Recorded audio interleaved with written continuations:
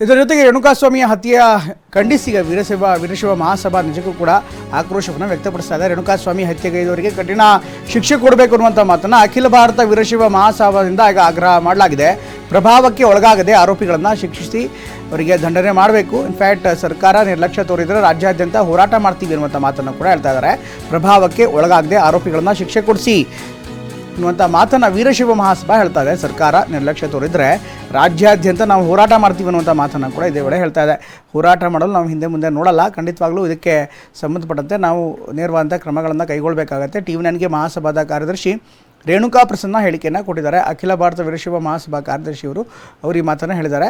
Renukaswamy murder ಕೇಸ್ಗೆ ಸಂಬಂಧಪಟ್ಟಂತೆ ಸೂಕ್ತವಾದಂಥ ತನಿಖೆ ಆಗಬೇಕು. ಯಾರು ಆರೋಪಿಗಳಿದ್ದಾರೆ ಅಥವಾ ಯಾರು ಕೊಲೆ ಮಾಡಿದ್ದಾರೆ ಅವರಿಗೆ ಶಿಕ್ಷೆ ಆಗಲೇಬೇಕು ಅಂತ ಒಂದು ಕಠಿಣವಾದಂಥ ಕ್ರಮಗಳನ್ನು ಕೈಗೊಳ್ಳಲೇಬೇಕು ಅನ್ನುವಂಥ ಮಾತನ್ನು ಈಗ ಅಖಿಲ ಭಾರತ ಮಹಾಸಭಾ ಹೇಳ್ತಾ ಇದೆ. ಅವರ ಪತ್ರದಲ್ಲೂ ಕೂಡ ಆಗ್ರಹ ವ್ಯಕ್ತಪಡಿಸಿ ಒಂದು ವೇಳೆ ಪ್ರಭಾವಕ್ಕೆ ಒಳಗಾಗಿ ಏನಾದರೂ ಹೆಚ್ಚು ಕಡಿಮೆ ಮಾಡಿದ್ರೆ ನಾವು ಹೋರಾಟವನ್ನು ಮಾಡ್ತೀವಿ ಅನ್ನುವಂಥ ಎಚ್ಚರಿಕೆಯನ್ನು ಕೂಡ ಕೊಡ್ತಾ ಇದೆ. Ranganath Purohit floor mill business ನಲ್ಲಿ 1 ಮಷೀನ್ ಇಂದ 8 ಲಕ್ಷ ಗಳಿಸ್ತಿದ್ದಾರೆ. ನೀವು ಕೂಡ ಅವರಿಂದ ಕಲಿಬೇಕಾ? ಅವ್ರ ಜೊತೆ ವಿಡಿಯೋ ಕಾಲ್ ನಲ್ಲಿ ಮಾತಾಡಬೇಕಾ? ಈಗಲೇ ಫ್ರೀಡಮ್ ಆಪ್ ಡೌನ್ಲೋಡ್ ಮಾಡಿ. ಇದ್ರ ಜೊತೆಗೆ ಈಗ ಈಶ್ವರ್ ಖಂಡ್ರೆ ಅವರು ಕೂಡ ಮಾತನಾಡ್ತಾ ಇದ್ದಾರೆ. ರೇಣುಕಾಸ್ವಾಮಿ ಹತ್ಯೆನ ನಾನು ತೀವ್ರವಾಗಿ ಖಂಡಿಸ್ತೇನೆ. ಯಾರು ಯಾವುದೇ ಸ್ಥಾನದಲ್ಲಿದ್ದರೂ ಕೂಡ ಅಪರಾಧಿಯೇ, ಅವರಿಗೆ ಕಠಿಣವಾದಂಥ ಶಿಕ್ಷೆ ಆಗಬೇಕಾಗತ್ತೆ ಅನ್ನುವಂಥ ಮಾತನ್ನು ಈಗ ಈಶ್ವರ್ ಖಂಡ್ರೆ ಹೇಳ್ತಾ ಇದ್ದಾರೆ. ಸಚಿವರು ಕೂಡ ಆಗಿರುವಂಥ ಈಶ್ವರ್ ಖಂಡ್ರೆ ಜೊತೆಗೆ ವೀರಶೈವ ಮಹಾಸಭಾದ ಭಾಗ ಕೂಡ ಅದು, ಅವರು ಕೂಡ ಮಾತನಾಡಿದ್ದಾರೆ. ಏನು ಹೇಳಿದಾರೆ ನೋಡೋಣ. ಇಡೀ ರಾಜ್ಯಕ್ಕೆ ಒಂದು ರೀತಿಯ ಆಘಾತ ಆಗುವಂಥ ಒಂದಷ್ಟು ಘಟನೆಗಳು ನಿನ್ನೆ ಮೊನ್ನೆ ನಡೆದಿದ್ದಾವೆ. ಅದರಲ್ಲೂ ನಟ ದರ್ಶನ್ ಭಾಗಿಯಾಗಿರುವಂಥ ಈ ಕೊಲೆ ಪ್ರಕರಣದಲ್ಲಿ ಅಖಿಲ ಭಾರತ ವೀರಶೈವ ಮಹಾಸಭಾ ಕೂಡ ಒಂದು ಪತ್ರವನ್ನು ಬರೆದು ಕಠಿಣವಾದಂಥ ಶಿಕ್ಷೆ ಆಗಬೇಕು ಅನ್ನುವಂತಹ ಆಗ್ರಹವನ್ನು ಮಾಡಿದೆ. ಈ ಬಗ್ಗೆ ಮಾತನಾಡೋದಕ್ಕೆ ಅಖಿಲ ಭಾರತ ವೀರಶೈವ ಮಹಾಸಭಾದ ಮಹಾಪ್ರಧಾನ ಕಾರ್ಯದರ್ಶಿ ಆಗಿರುವಂಥ ಸಚಿವರು ಆಗಿರುವಂಥ ಈಶ್ವರ್ ಖಂಡ್ರೆ ಅವರು ನಮ್ಮ ಜೊತೆಗಿದ್ದಾರೆ.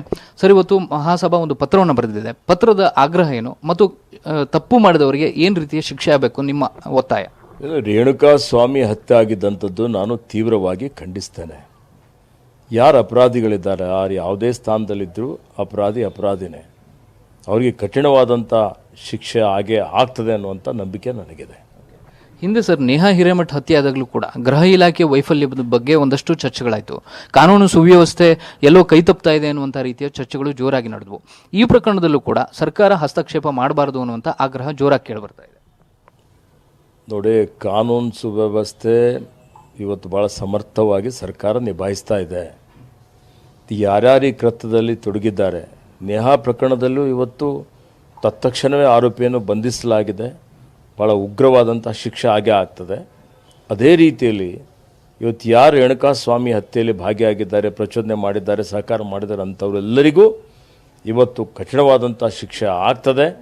ಸರ್ಕಾರ ಇವತ್ತು ಭಾಳಷ್ಟು ಜಾಗೃತವಾಗಿ ಈ ವಿಷಯವನ್ನು ಅತ್ಯಂತ ಗಂಭೀರತೆಯಿಂದ ಪರಿಗಣನೆ ಮಾಡಿ ಇವತ್ತು ತ್ವರಿತಗತಿಯಲ್ಲಿ ತನಿಖೆ ನಡೀತಾ ಇದೆ.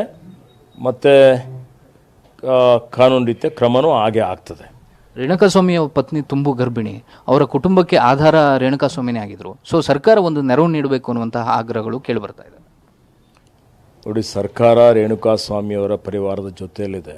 ನಾವೆಲ್ಲ ರೇಣುಕಾಸ್ವಾಮಿಯವರ ಪರಿವಾರದ ಜೊತೆಯಲ್ಲಿದ್ದೇವೆ. ಆ ಪರಿವಾರಕ್ಕೆ ಸಾಂತ್ವನ ಹೇಳ್ತೀವಿ, ಅವರಿಗೆ ಸಹಾಯನೂ ಮಾಡ್ತೇವೆ, ಸಹಕಾರನೂ ಮಾಡ್ತೇವೆ.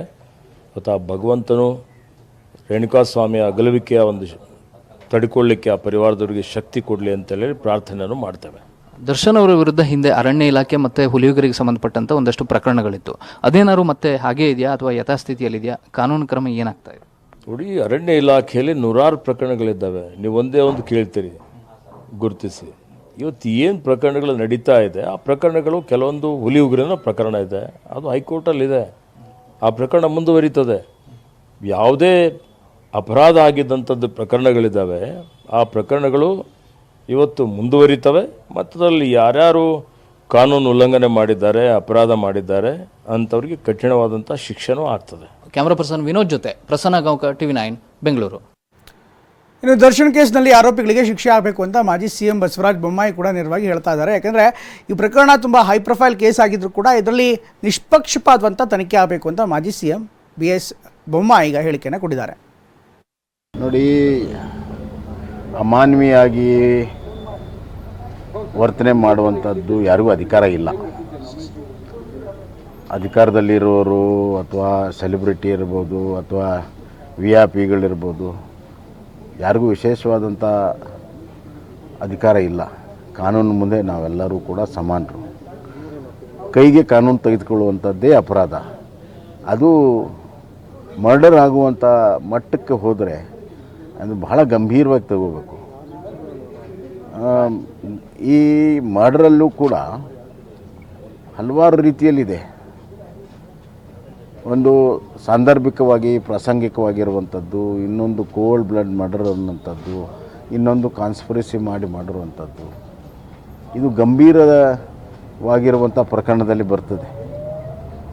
ಈ ಗಂಭೀರವಾಗಿರುವಂಥ ಪ್ರಕರಣವನ್ನು ಏನು ಪ್ರಾರಂಭದಲ್ಲಿ ತನಿಖಾಧಿಕಾರಿಗಳು ಚುರುಕ ಕೆಲಸ ಮಾಡ್ತಾಯಿದ್ದಾರೆ, ಕೊನೆಯವರೆಗೂ ಕೂಡ ಅದೇ ನಿಯತ್ತು ಮತ್ತು ಅದೇ ಚುರುಕಾಗಿ ಕಾನೂನುಬದ್ಧ ಕೆಲಸವನ್ನು ಮಾಡಬೇಕು.